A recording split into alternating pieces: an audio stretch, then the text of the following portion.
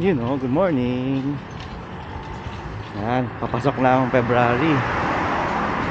February talaga yung pinaka parang challenging month dito sa bandang Tokyo area na yung weather parang weird kasi malamig, yung pinaka malamig, tapos ginaw, unpredictable, tapos may chance din umulan.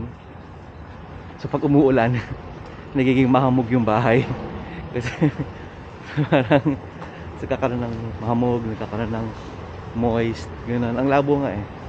So, kailangan mo na mag-dehumidify. Tapos pag malamig, dry yung weather.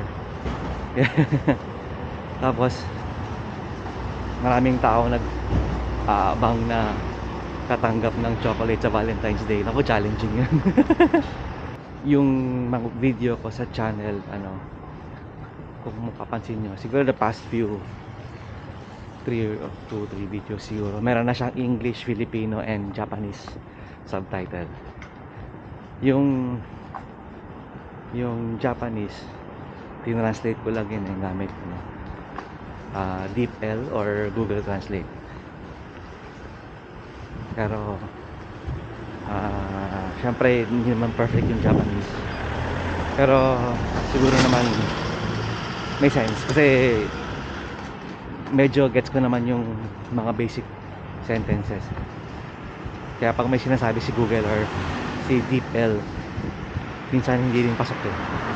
So kailangan ko rin i-correct yun. Nakakatulong din naman yun sa nanonood kasi hindi lahat ng dumadaan sa site, hindi naman sila lahat Pinoy or hindi naman sila lahat English speaking. So yun, lang, testing lang. Tapos tingnan ako yung statistics kung ilan yung gumagamit ng Japanese subtitle. Makikita mo naman yun. So babad mo na yun